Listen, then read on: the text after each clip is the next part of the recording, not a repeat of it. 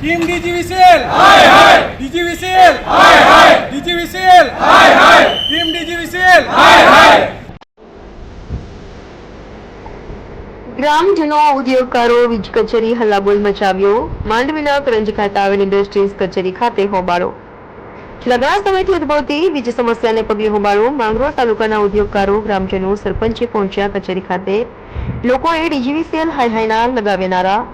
વીજળી સમસ્યાના કારણે ઉદ્યોગકારો મોટું નુકસાન થઈ રહ્યું હોવાની રાવ, જ્યારે ગ્રામજનોએ પણ થઈ રહ્યા છે હેરાન પરેશાન। અધિકારી દ્વારા વહેલી તકે નિરાકરણ લાવવાની ખાતરી આપી।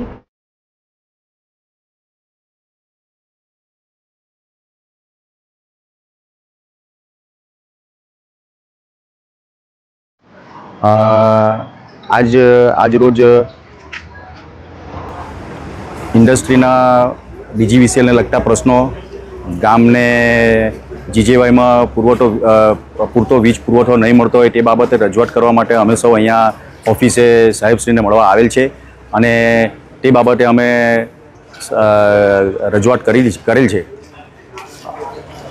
આ રજૂઆત અર્થે આવતીકાલે 17 તારીખે એક દિવસનો અમે સહકાર સાહેબશ્રીના કહેવાથી બ્લોક લીધેલ છે, જેમાં એ પૂરેપૂરું મેન્ટેનન્સ કરીને અમને આપવાનું કહેલ છે।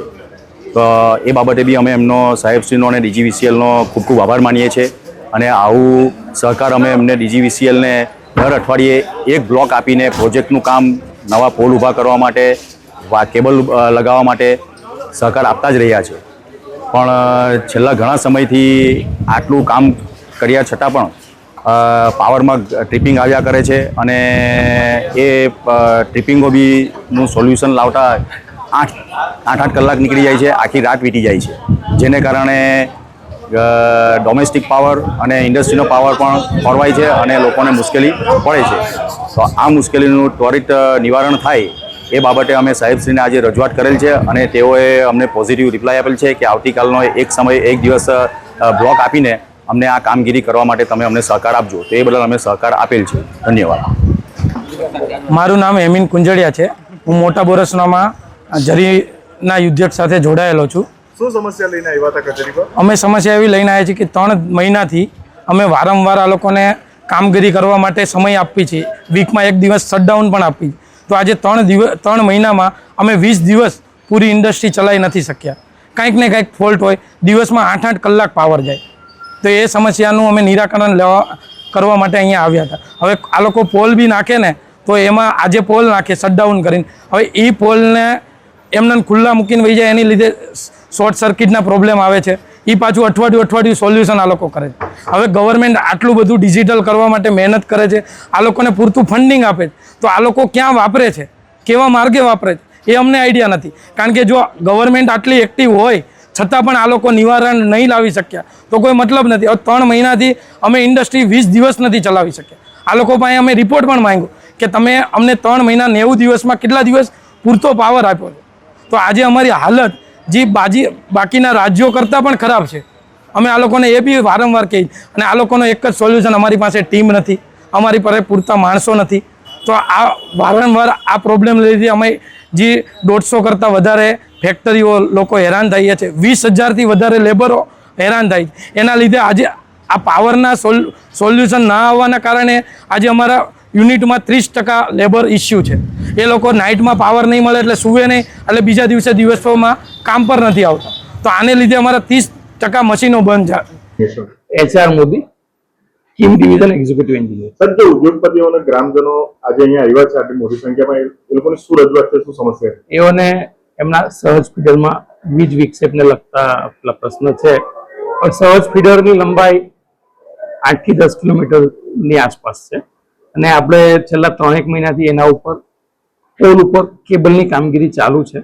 2 થી 2.5 કિલોમીટરમાં કામગીરી બાકી છે અને ગઈકાલે આપણે 220 કેવી લિંડિયારમાં થોડો ફોલ્ટ હતો મોટો અને સહજ ફીડરના શરૂઆતના 3 પોલ કંઈ તૂટી ગયા હતા, એટલે એમને આપણે ગઈકાલે વીજ વિક્ષેપ થયેલો। નાઇટમાં એક નજીકના ફીડરથી એમનો પાવર ચાલુ કરી આપેલો હતો। હમણાં જે પોલ તૂટેલા એની કામગીરી ચાલુ છે અને એમનું જે લાગણી છે કે અમારો પાવર જાય છે વારંવાર, તો એ નહીં જાય અને કાયમી સોલ્યુશનના ભાગરૂપે આવતીકાલે એક મેન્ટેનન્સનું આયોજન કરેલું છે। એમાં આપણે વધારે પડતા પેલા માણસોને મીન્સ એન્ગેજ કરી અને એ ફીડરનું આવતીકાલે 100% વ્યવસ્થિત કામ થઈ જાય અને એમનું વીજ વિક્ષેપને લગતી સમસ્યાનું સોલ્યુશન આવે એવું પ્લાનિંગ કરેલું છે.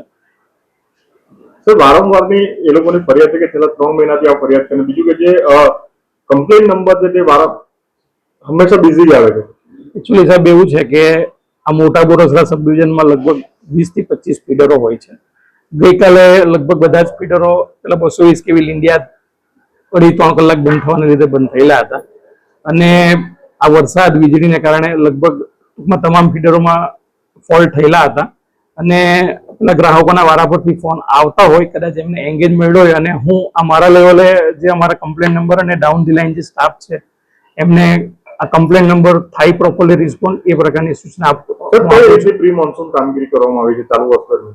પ્રી મોન્સૂન કામગીરીમાં આપણે વખતો વખત પેલું પ્રિવેન્ટિવ મેન્ટેનન્સ કરવામાં આવે છે, પણ આ ફીડરને અમે લોકોએ આ ફીડર ઉપર મોટા બોરસરા અને પાનસરા 2 ગામડા જોડાયેલા હોય એ ફીડરને ઓવરહેડ XLP આ કેબલ નાખી અને કાયમી સોલ્યુશન થાય તેવું પ્લાનિંગ કરેલું છે. ફીડર લાંબુ હોવાને લીધે અમને આ વધારે શટડાઉનની જરૂર પડેલ છે. વીકલી એક શટડાઉન હોય છે અને એ છેલ્લા 2-2.5 મહિનાથી કામગીરી ચાલે છે. આ મેજોરિટી કામ પૂરું થઈ ગયું છે. હવે 1 થી 2 શટડાઉનમાં આ કામગીરી પણ જે બાકી છે તે પૂરી થઈ જશે.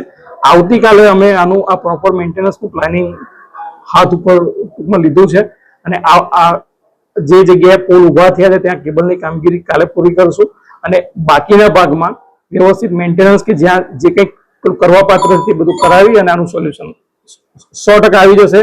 હું આપના માધ્યમથી તમામ આ વીજ ગ્રાહકોને એક અપીલ કરું છું કે આવતીકાલને માટે અમને કામગીરી કરી લેવા દો. તમારા આ પ્રશ્નોનું સોલ્યુશન 100% આવશે અને તમારા પ્રશ્નના સોલ્યુશન માટે જ અમે લોકો અહીં એક જવાબદાર અધિકાર તરીકે બેઠા છે. AB48 ન્યૂઝ ગુજરાત સાથે રિપોર્ટર નિલય ચૌહાણ, માંગરોળ.